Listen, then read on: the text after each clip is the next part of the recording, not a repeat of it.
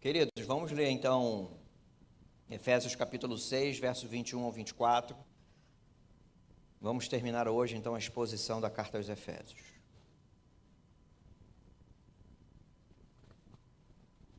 A vida comum da igreja, a vida normal da igreja.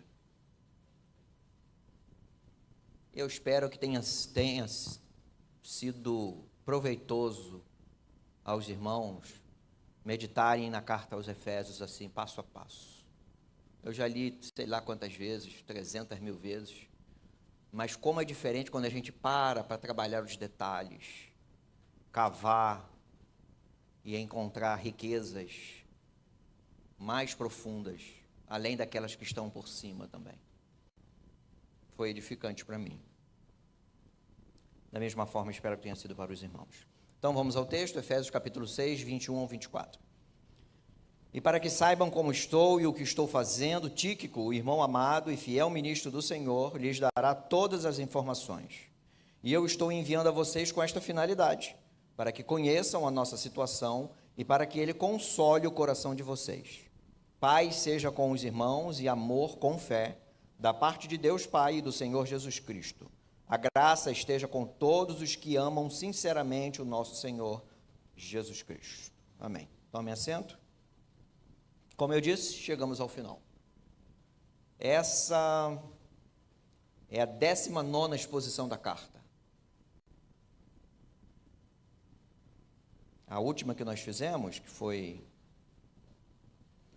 Colossenses não. Nem lembro mais qual foi. Tudo bem. Foi menor. Chegamos então ao final.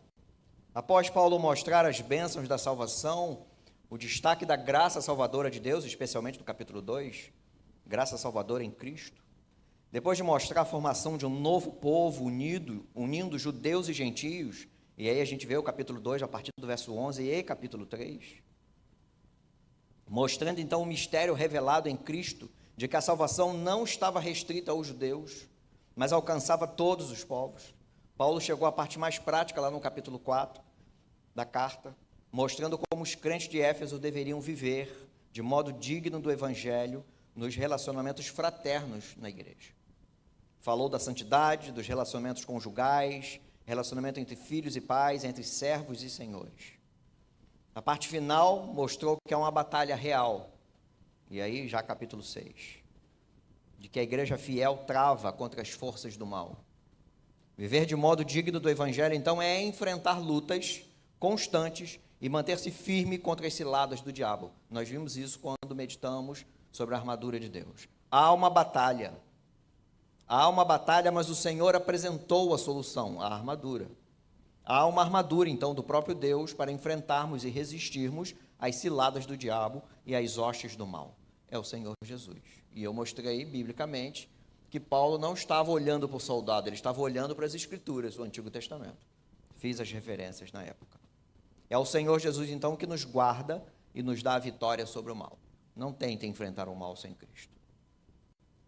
Não há outro modo de sairmos vencedores se não for pela armadura proposta no texto. Depois disso tudo, o apóstolo falou da oração, que nós já vimos semana passada.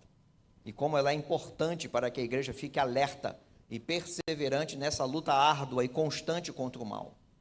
O apóstolo mostrou a importância da oração por todos os santos, inclusive pediu oração por si mesmo, para que ele tivesse mais ousadia ainda na proclamação do evangelho na prisão. Como ele mesmo disse, ele era um embaixador em cadeias. O texto de hoje, então, é a saudação final da carta. É o fechamento dela. Uma amostra, uma pequena amostra. Às vezes a gente não dá muita importância nas saudações finais e nas saudações iniciais. Não, é Paulo escreve. Tem coisa importante nas saudações também.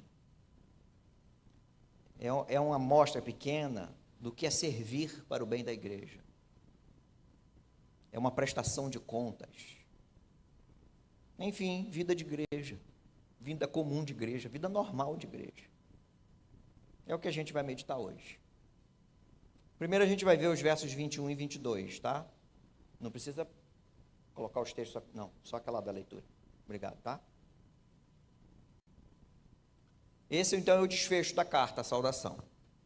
Tíquico foi enviado para dar informações à igreja sobre Paulo e confortar os irmãos. Ele foi enviado para isso, está aqui no texto. Estou enviando a vocês com esta finalidade, Tíquico, para que conheça a nossa situação, para que ele console o coração de vocês. Vamos ver então a primeira prestação de contas de Paulo à igreja e sua preocupação com o bem-estar dela. Paulo era apóstolo, autoridade sobre todas as igrejas que ele fundou e que ele também não tinha fundado. Colossenses é uma que não foi ele que fundou, mas ele tinha autoridade sobre ela também. Ele era apóstolo, tinha autoridade sobre as igrejas, preso por pregar o evangelho, e pregava ousadamente. E mesmo assim, ele quis compartilhar sua situação, prestar contas à igreja em Éfeso. Ele faz isso também aos Colossenses e outras cartas. Além disso, ele está preocupado com a preocupação dos irmãos com ele. Por isso que ele escreve essa belíssima carta e envia Tíquico para confortar a igreja. Quem estava preso? Paulo. E ele envia o seu servo, amigo, companheiro, para confortar a igreja que estava preocupada com ele. Na carta aos Filipenses ele faz a mesma coisa. Olha, eu sei que vocês ficaram preocupados com Epafrodito e eu estou enviando Epafrodito de volta para consolar vocês, Paulo preso. E aqui ele manda Tíquico. Mesmo nos momentos difíceis, Paulo estava preocupado com a igreja. Nós estudamos hoje de manhã egoísmo, né? Paulo não foi egoísta. Ele poderia dizer, não, eu vim aqui, eu quero saber de mim, porque a minha situação não está fácil, está difícil, e vocês que se virem aí, igreja da Ásia. Não, ele está preocupado com a igreja. Ele escreve à igreja e manda um mensageiro, um amigo fiel, para dar notícias e confortar a igreja. Paulo sempre preocupado com o bem-estar da igreja. Olha a sua declaração aos Coríntios. Após relatar as perseguições, açoites, apedrejamentos, naufrágios, perigos de assalto, traições e etc., ele fala das preocupações. 2 Coríntios 11. Além das coisas exteriores, ainda pesa sobre mim diariamente a preocupação com todas as igrejas. Ele faz uma lista do que ele já passou pelo Evangelho. Todas as perseguições e açoites, e apedrejamentos e etc. E no final ele diz, além disso, eu me preocupo com as igrejas todos os dias. Nesta carta mesmo aos Efésios, ele diz que se preocupa em animar os irmãos. Ele diz assim no 3,13, peço que não desanimem por causa das minhas tribulações em favor de vocês. Ele mostrou que ele estava passando como prisioneiro era por amor às igrejas, no cumprimento da sua missão de pregar o evangelho. Então o motivo da prisão dele não era de vergonha, era de honra, e a igreja devia saber disso e se animar com isso. É como dissesse a igreja, isso faz parte da caminhada, não desanimem, é assim mesmo, fiquem honrados junto comigo, porque ele estava cumprindo o propósito do seu chamado a favor deles, da igreja, das igrejas. Isso é vida de igreja, onde cada um se preocupa com os demais, onde não somos egoístas, como estudamos pela manhã. Nos preocupamos com a saúde da igreja. Eu não estou falando saúde, remédio, médico, exame, não, tá? Embora a gente deva se preocupar com os irmãos sim, mas eu estou falando da saúde da igreja, saúde espiritual da igreja. A igreja está madura ou não? Ou é carnal, conforme Paulo diz aos Coríntios, primeira carta. Vida comum de igreja, vida normal de igreja, é a gente prestar conta à igreja, prestar conta aos líderes. Ah, mas eu devo dar satisfação da minha vida à igreja? Sim. Nós não somos uma família? Então nós prestamos contas à igreja. Irmãos, eu vou ficar um mês fora, porque eu vou andar o estado de Minas todo, né? Que o pessoal vai viajar, vai para Minas, está tudo certo. Alguns vão para o interiorzão, outros vão para uma cidade específica, e etc. Ah, não, o Zé Porto vai para o Espírito Santo, né, Porto? Espírito Santo. Mas a maioria é Minas. E a gente presta conta. Estou sumido porque eu estou doente. Prestação de contas. o apóstolo das igrejas, prestando conta a uma igreja aqui nesta carta especificamente, prestando contas da sua situação e dizendo como ele estava. Prestamos contas à igreja, à nossa igreja. A vida no evangelho não é solitária, eu já falei isso 350 mil vezes, vou falar muitas. A vida no evangelho não é sem prestação de contas, mas comunitária. E sim, prestamos conta uns aos outros, em muitas coisas. Se fazemos parte de um ministério específico, dentro da família, prestamos conta ao líder daquele ministério. Se fui, porque não fui, porque não posso ir, porque não pude fazer. Se não pude fazer sempre, se não posso fazer sempre, algum problema tem. Prestamos contas. E todos prestamos contas à igreja. Como disse o Warren Wiersbe, é um grande estímulo saber que fazemos parte da família de Deus. Em parte alguma do Novo Testamento encontramos um cristão isolado. Os cristãos são como ovelhas, vivem em rebanhos. Lembra de um salmo que fala de alguma coisa? Lembra de um texto de João no capítulo 10 sobre alguma coisa parecida? Jesus é o bom pastor, nós somos ovelhas desse bom pastor. Então os crentes vivem em rebanhos, a igreja é um exército e os soldados precisam permanecer juntos e lutar unidos. Lembram da nossa luta contra as armadilhas do diabo? Paulo vai falar sobre a unidade da igreja lá no capítulo 4. E vai falar aos filipenses também no capítulo 2. A luta, todos juntos. Então a ideia hoje, tão difundida, tão comum nos dias atuais, de que eu estou bem com Deus, mas longe da igreja, não tem respaldo bíblico. Não tem respaldo no Evangelho. É uma ideia humana, egoísta, orgulhosa, prepotente, que acho que deve ter sido formada no inferno, a ideia. Porque na Bíblia não foi, nem no Evangelho. E essa ideia tem levado muitos a apostatarem da fé, a abandonar a fé. Não preciso disso. Vou ficar eu e Deus só. Não preciso dessas pessoas. É abandonar a família. E ainda acham que estão em comunhão com Deus. Só acham. Os discursos são até bonitos. Não sabem nada de Bíblia, mas falam do Evangelho. Ainda falam de um atributo do Senhor, o amor. Só, porque só sabem isso. Não sei qual é o Deus de quem falam. Porque o Deus que se revelou e mandou escrever quem Ele é, não é só amor. Amor, graça, misericórdia, justiça, retidão, juízo contra o mal e contra o pecado. Esse é o Deus que está revelado na Bíblia. Então, repito pela 1000ª vez, todos precisamos uns dos outros. Sim, prestamos contas à igreja, como membros desta família. Nesse trecho ainda, temos a vida de Tíquico. Nós vimos Paulo, agora vamos ver Tíquico. Que Paulo chama de irmão amado e fiel ministro do Senhor. Ministro aqui não é ministro autoridade lá em Brasília não, tá? A palavra grega aqui é diácono. É o que serve. É o servidor. É a palavra que está aqui no original. Então, Paulo destaca essa qualidade de Tíquico. Um irmão fiel com quem ele podia contar para dar as notícias à igreja de como ele estava.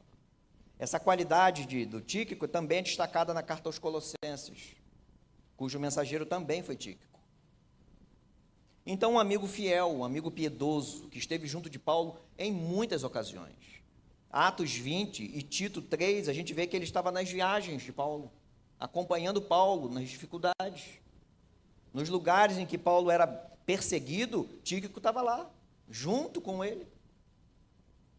Nas prisões, e a gente vê na carta aos Efésios aqui, na carta aos Colossenses, Paulo está preso e Tíquico estava lá com ele, ajudando, servindo. E aqui funcionando como mensageiro.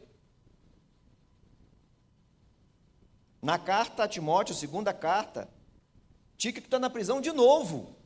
E agora não é mais uma prisão domiciliar como a gente vê na carta aos Efésios. Agora é uma prisão mais dura, um calabouço. E Tíquico está lá. E Paulo envia ele a Éfeso, essa igreja aqui, para falar com Timóteo, que estava pastoreando Éfeso.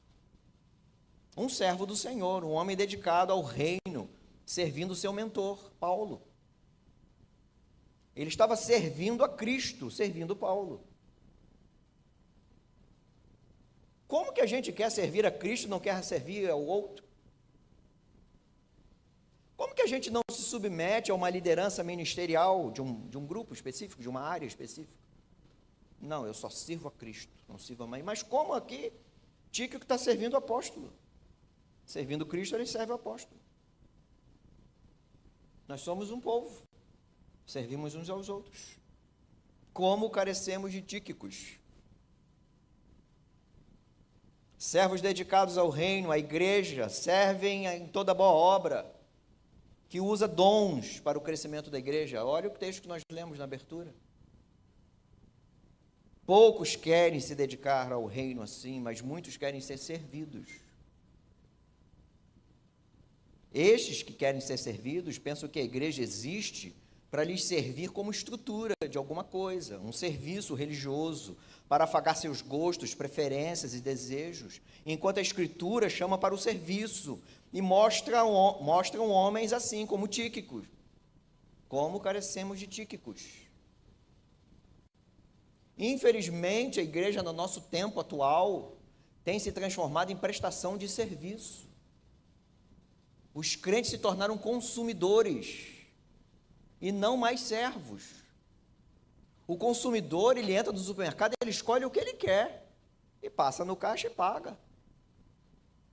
Nós não somos consumidores de evangelho, nós somos servos do evangelho. Servo trabalha, se dedica, ama, cuida, se interessa um pelo outro. Serve ao rei. Mais 2 exemplos de gente assim. Paulo aos Filipenses cita 2 homens desse mesmo naipe de Tíquico, dessa envergadura de Tíquico, desse tamanho de compromisso, Timóteo e Epafrodito. E ele diz assim, Filipenses 2, porque não, ele vai mandar os 2 à igreja, porque não tenho ninguém com esse mesmo sentimento e que se preocupe tão sinceramente por vocês. Todos os outros buscam seus próprios interesses, egoísmo, e não os de Cristo. Quanto a Timóteo, vocês conhecem o seu caráter provado, pois serviu o evangelho junto comigo, como um filho trabalha ao lado do pai. Olha Timóteo servindo Paulo, na relação ao filho da fé. Ainda Filipenses 2, no entanto, julguei necessário enviar-lhes Epafrodito, meu irmão, cooperador e companheiro de lutas, e da parte de vocês, mensageiro e auxiliar nas minhas necessidades. Então, Epafrodito serviu a igreja, levando as coisas para Paulo, e depois serviu Paulo para confortar a igreja, que estava preocupado, porque Epafrodito quase morreu indo servir Paulo. Oh, como nós precisamos de Epafroditos.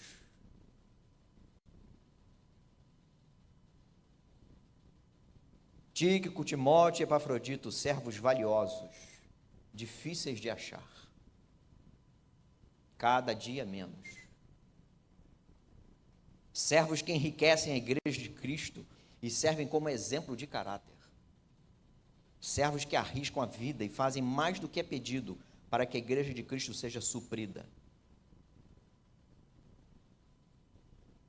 Tem mais um texto, e eu não vou ler o texto, eu só vou destacar algumas coisas. Romanos 16 é um capítulo grande, e lá Paulo destaca muitos nomes de pessoas que cooperaram com ele, pessoas comuns, crente simples, crente de igreja, gente comum, não eram super-heróis. E ele destaca o serviço, e olha as palavras que Paulo usa, para vários, são vários lá. Protetora, arriscaram a sua própria cabeça, muito trabalhou por vocês, companheiros de prisão, cooperador em Cristo, amado, aprovado em Cristo, trabalham no Senhor. E eu não peguei todos, destaquei alguns. Gente comum que serviu o Evangelho e cooperou com o apóstolo. Essa é a vida da igreja. Isso é vida comum de igreja. Nada de extraordinário. Vida de todo dia. Vida de todo domingo. Vida da semana. Vida de serviço. Vida de comunhão. Nesta carta, Paulo mostrou isso. Carta aos Efésios. O texto que nós lemos na abertura. Mas seguindo a verdade em amor, cresçamos em tudo naquele que é a cabeça, Cristo, de quem todo o corpo de Cristo, a igreja, bem ajustado, consolidado e com o auxílio de todas as juntas, segundo a justa cooperação de cada parte, efetua o seu próprio crescimento para a edificação de si mesmo em amor. Comunhão, serviço, maturidade, dons sendo usados, e esse capítulo 4, imediatamente anterior, fala dos dons de ofício, dons de liderança, que foram dados por Cristo para capacitar a igreja a ser madura e crescer em estatura conforme Cristo. Eu fico pensando sobre os desigrejados. É quase uma seita já, né? Sobre os desigrejados. Os apóstatas, os preguiçosos, os encostados, os consumidores de serviço religioso diante desses textos. Nem sei se vão esses textos, né? Provavelmente não. Provavelmente não. Como podem dizer que estão bem com Deus e não servir? Como podem dizer que estão bem com Deus e não se doar? Como dizer que estão bem com Deus e não participar da vida comum da igreja? Como estão bem com Deus e não adorar em comunidade? Como? Como estão bem com Deus e não fazem parte do corpo do Senhor? Como? Como assim?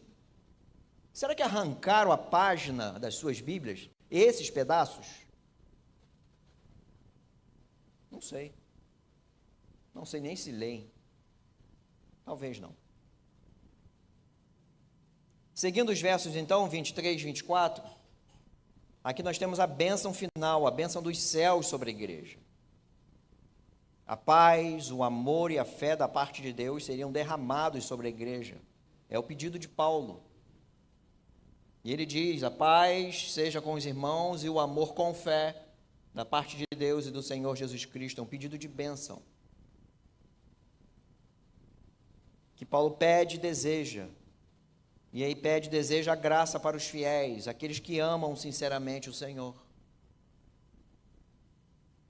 O amor é a maior das virtudes. E o amor demonstra, o amor que nós exercitamos, demonstra a fé que professamos.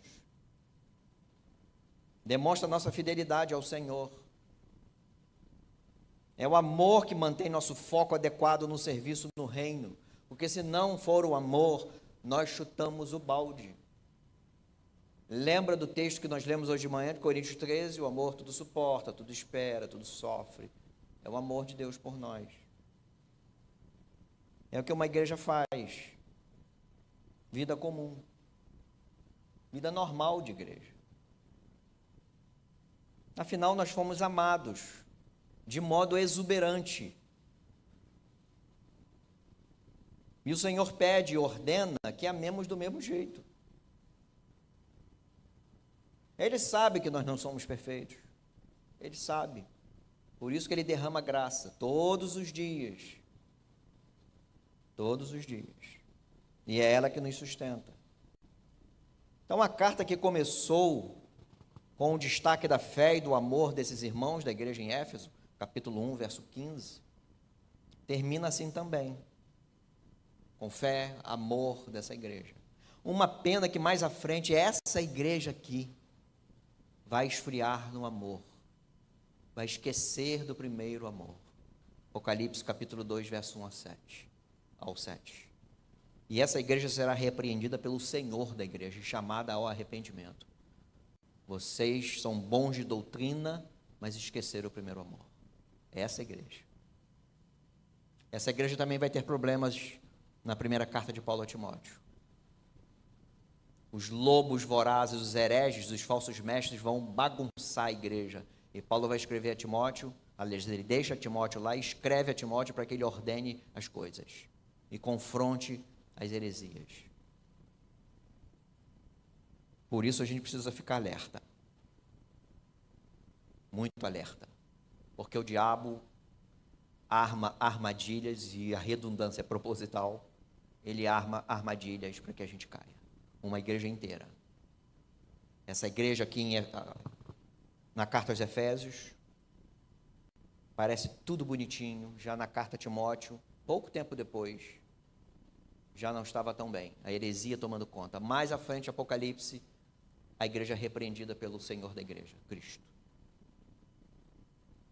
Então, nosso chamado pelo Evangelho é para que vivamos de modo digno dele, conforme a vontade e no modelo do Senhor. Precisamos amá-lo para isso, precisamos nos revestir da armadura de Deus, para vencer as armadilhas do mal, que tentarão a todo custo nos distanciar da vontade do Senhor. Precisamos orar mais com súplicas no Espírito, precisamos servir melhor. Se você já serve assim, Deus te conserve assim. Se não, precisa ajustar a vida. Eu não gosto do termo que tem se usado hoje para a igreja, que nós somos voluntários. Voluntário você escolhe se você vai ou não. Eu sou voluntário, eu não recebo. Desde quando servo recebe? Nós somos servos do Senhor Jesus. Ele é o Rei. E somos tratados como filhos pelo Pai Celestial, por causa do filho mais velho. Como assim voluntários? Nós somos servos. O servo serve com alegria, porque foi salvo do inferno. Estamos perdendo de vista o Evangelho, para tratar a igreja como ONG, em que eu me voluntario para fazer o dia que eu me dá na telha. Igreja não é ONG. Igreja é uma família de fé, cujo irmão mais forte, mais poderoso e mais importante é Cristo. Temos todos o mesmo Pai. Então é a paz, o amor e a fé que precisamos para servir bem. É a graça, precisamos dela para nos sustentar no serviço amoroso para o qual fomos chamados. É a graça que salvou, é a mesma graça que sustentou a igreja pelos séculos que já passaram. E é a mesma graça que sustentará a igreja pelos séculos vindouros na presença do Senhor Jesus Cristo. É essa graça que Paulo diz no 24, a graça esteja com todos vocês que amam sinceramente o nosso Senhor Jesus Cristo. É esta graça. E o que a gente então faz de prático? E eu vou ser redundante. Essa igreja de Cristo que luta batalhas espirituais, com armas espirituais, também precisa de contato humano. Somos humanos, criados à imagem de Deus para nos relacionarmos com pessoas, especialmente os da família da fé. Especialmente, primariamente, os da família da fé. A batalha espiritual que travamos é real, assim como nossos relacionamentos são reais. O interesse pela igreja e pelo serviço uns aos outros também deve ser real e necessário. Então, sirvamos com amor. Se não for com amor, amor ao Senhor, por causa disso, amamos a igreja. Não é o contrário. Nós amamos a igreja porque amamos o Senhor. Se não amarmos o Senhor, dificilmente amaremos a igreja. Porque vai ter zica? Vai. Vai ter arranhões? Vai. Vai ter estresse? Vai. Cansaço? Vai. Vontade de ir embora e nunca mais voltar? Vai. Mas porque amamos o Senhor que nos salvou, amamos a igreja. E somos felizes nela. Cuidamos dela, nos importamos com ela. Então sirvamos com amor. Uma igreja viva, forte, que ora, que está revestida da armadura de Deus, que vive o Evangelho de modo digno, serve com amor, serve com fidelidade, com dedicação. usa seus dons espirituais e habilidades naturais para o crescimento da igreja do Senhor. Lembra das juntas, todas ajustadas para a edificação da igreja em amor? É sobre isso. Percebe que a carta está conectada com um fio? Viver de modo digno do Evangelho passa por servir com amor, que é o assunto principal da carta. Então, não espere ficar tudo bem. Não, eu vou servir, mas quando isso estiver assim, tudo equilibrado aqui. Paulo estava preso e se importou com a igreja, e escreve e manda Tíquico informar a igreja: irmãos, sejam consolados pelo Evangelho, porque eu estou aqui, não é vergonha, é honra. Eu vou mandar o meu amigo fiel, cooperador de todas as horas aí, para mostrar para vocês que o Evangelho é isso. Não espere ficar tudo bem. Aquela bonança que a gente quer e deseja, e eu acho que no mundo ideal, mundo de Bob, a gente sempre pensa, né? Aquela céu de brigadeiro, mar calmo, na praia, a gente deitado assim, sem nenhuma preocupação. Isso é quando Cristo voltar. Novos céus, nova terra. É claro que eu estou fazendo um desenho, né? Mas essa bonança eterna é quando Cristo voltar, um reino de justiça. Até lá nós teremos lutas. Se você vai esperar isso para servir, então você não vai servir. A gente precisa servir em todo o tempo. Sirva ao Senhor hoje.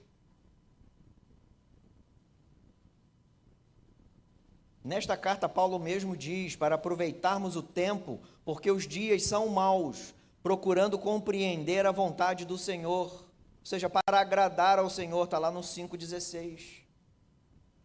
Ora, se os dias são maus, são dias difíceis. E ele diz para aproveitar o tempo, aproveite o tempo bem. Aqui aproveite a oportunidade, não é o relógio, é a oportunidade. Aproveite as oportunidades para servir ao Senhor, sabendo qual é a vontade dEle, o que agrada a Ele. Claro que o nosso serviço vai se adequar às circunstâncias de muitas coisas, à nossa idade, lógico. Quem tem 70 anos não tem o vigor de uma pessoa de 20, é lógico que não.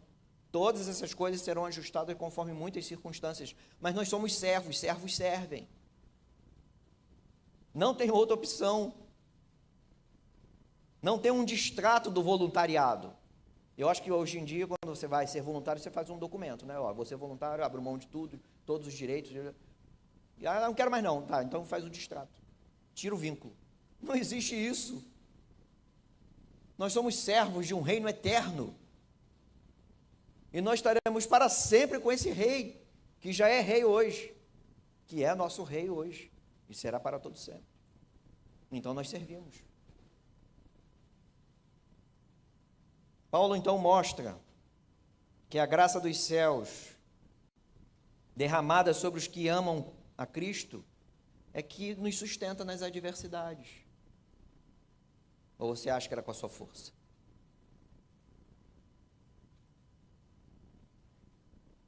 Ele escreve para isso, para consolar a igreja em Éfeso. Eu acho isso fantástico. Ele está preso. Ele é o apóstolo. E ele manda o seu amigo fiel para que conheçam a nossa situação e que ele, o Tíquico, console o coração de vocês. Ele está preocupado com a igreja. Consolar a igreja, mesmo estando preso. Não seja engodado, enganado por esse modelo atual de crentes que consomem serviço religioso. Ah, eu vou nessa igreja porque o louvor é legal, eu vou na outra porque a palavra é boa, eu vou na de cá porque tem um ministério XY, eu vou na outra, no outro domingo porque tem não sei o que lá. Você não é de família nenhuma. Nós não somos andarilhos. Nós pertencemos a uma família específica. E assim a gente cresce e amadurece. Então não seja engodado, enganado com esse modelo de consumismo religioso. E tem igreja, infelizmente, tem igrejas se especializando e aí eu já não sei se são igrejas, se especializando em oferecer serviços para agradar público ou atrair público. Serviço religioso, tá? É quase montar uma barraca de oração, uma barraca do abraço, uma barraca do ministério infantil top power. enquanto a Bíblia nos chama a sermos irmãos de uma família. É isso. Então não sejam engodados, enganados por isso. Ou ser enganado ou engodado a ser espectador de culto. Como a gente vai ao cinema. A gente vai ao cinema, compra pipoca, aquela manteigada, tem um cheiro maravilhoso, compra sei lá o quê, uma bebida, senta e vai ver o filme. Com aquele baldão de pipoca. Com aquela poltrona que às vezes reclina, estica o pé, o negócio do pé, e você deita lá. Você foi para assistir um filme, você pagou para isso. Ótimo. Que bênção isso. Poder ir no cinema. Mas o culto não é isso. O culto não é para sentar e expectar. Tem ninguém se apresentando aqui. Não tem. É o povo que se reúne para adorar, e a adoração é entrega. Somos beneficiados na adoração? Claro que somos. Saímos fortalecidos pela palavra, pelas orações. Quando cantamos, lembramos, meu Deus, o Deus é tão grande e eu estou aqui cantando a Ele. Saímos fortalecidos, consolados. Às vezes, saímos daqui depois de uma coça da palavra. Sim, às vezes acontece. A mesma palavra que também consola, cuida, dá carinho, é a mesma palavra. Então, o povo se reúne para adoração, para entrega. E não para expectar, olhar, assistir. Não. Mas, infelizmente, é a moda atual. Então, não sejam engodados por isso. Seja membro, participante da família de fé que se chama igreja. É isso. Vai ter perfeita família? Não. A nossa de casa também não é. Não terá. Pense nisso. Não seja espectador de culto e nem consumidor de serviço religioso. Seja membro, participante da família de fé que se chama igreja. Lembre disso. Pense nisso. Concluindo, sejamos então uma igreja. Igreja. Não é clube, nem ONG. Sejamos uma igreja que vive de modo digno do Evangelho. De tudo que a gente viu na carta aos Efésios. Foram 19 exposições. Lembrem de algumas. Se não conseguirem lembrar das 19, eu sei que vai ser difícil. Lembre de algumas. Estão lá no YouTube, né, Wellington? Se não estão todas, a maioria está lá. Revisitem. Desconsidera a voz do pregador, fiquem com a mensagem. Sejamos uma igreja que vive de modo digno do Evangelho, preparada para resistir às investidas do diabo, porque ele perturba a gente até dormindo. Quem nunca sonhou com o diabo? Quem nunca teve batalha espiritual em sonhos? Até dormindo ele perturba a gente e ele quer nos derrubar. Mas nós temos a armadura, que é o próprio Cristo. Sirvamos a esse Senhor bendito, maravilhoso, que deu a vida para nos salvar. Amém? Vamos orar? Deixa eu beber um golinho de água.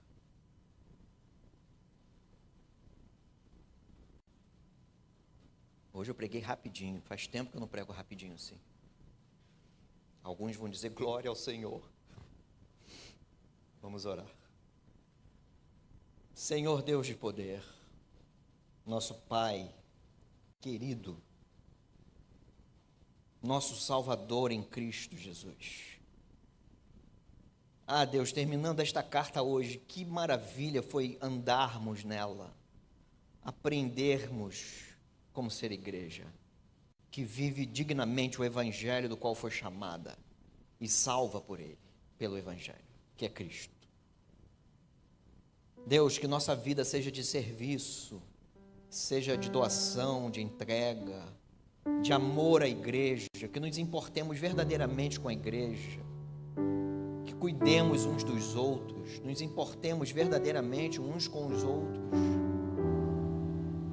Deus, que sejamos uma igreja madura, esta igreja, Igreja Batista Monte Moriá, que sejamos uma igreja madura, que ame sem hipocrisia, que ame de verdade o amor com que foi amada dos céus, que preguemos o Evangelho que nos salvou, que preguemos no trabalho, na faculdade, na rua, onde a gente puder falar, que vivamos o Evangelho dentro de casa, Que vivamos o Evangelho no trânsito, no trabalho, na faculdade. Que vivamos de modo digno do Evangelho, para agradar ao Senhor. Que nossos relacionamentos aqui nesta igreja sejam de agrado ao Senhor. E se falharmos, e em algum momento falharemos, que o perdão seja abundante. Que peçamos perdão, que perdoemos verdadeiramente, como fomos perdoados em Cristo Jesus. Deus, gratidão e misericórdia por todos nós. Porque mesmo que às vezes tenhamos a intenção de agradar, mesmo assim às vezes erramos.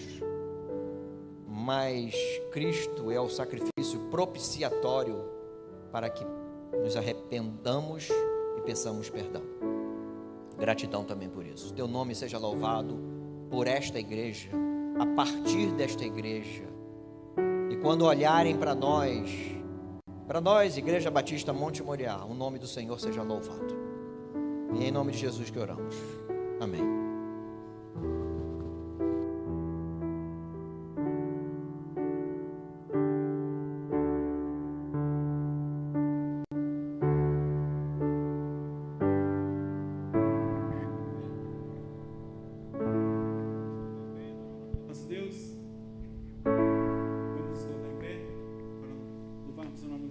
Só em Cristo nós podemos congregar.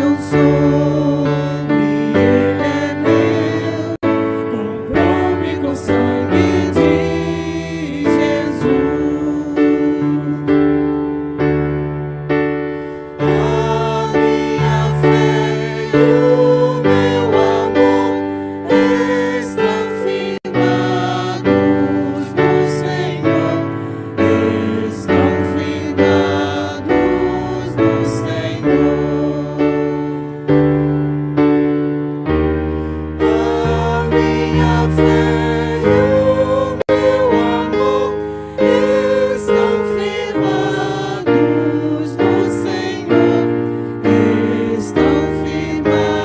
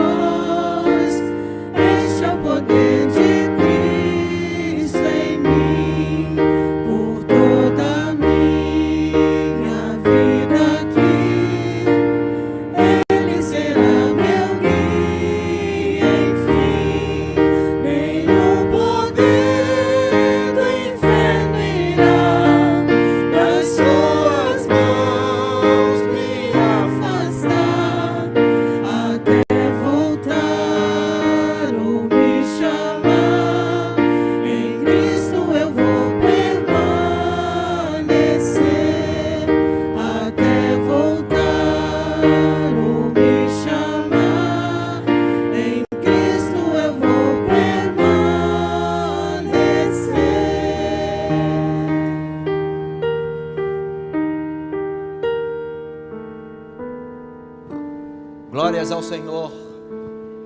Aleluia. Deus é bom. Deus é bom. Ele nos chama, Ele nos sustenta e Ele nos mantém firmes até o final. Toda a glória é dele. Tudo que fizermos aqui de modo grande, majestoso, a glória é dele. Porque nós somos servos, a glória é do Rei. Senhor Deus grande, terminamos o culto ao Senhor neste momento, o culto do teu povo, Deus. Que nossas vidas sejam para a glória do Senhor no serviço que ofertamos e oferecemos e dedicamos à igreja do Senhor, esta igreja local que faz parte do teu reino majestoso.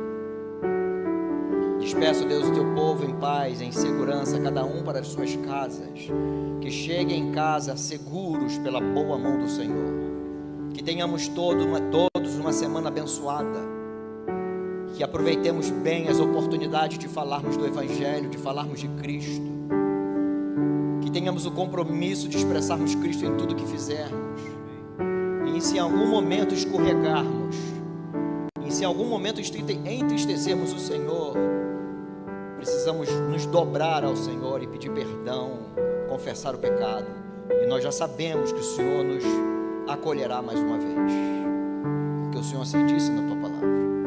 Louvado seja o Senhor, glórias ao Senhor. E agora que o amor do Pai, a graça do Filho e a comunhão do Espírito esteja sobre o povo do Senhor, hoje e para todo sempre. Amém e amém. Oração silenciosa encerramos.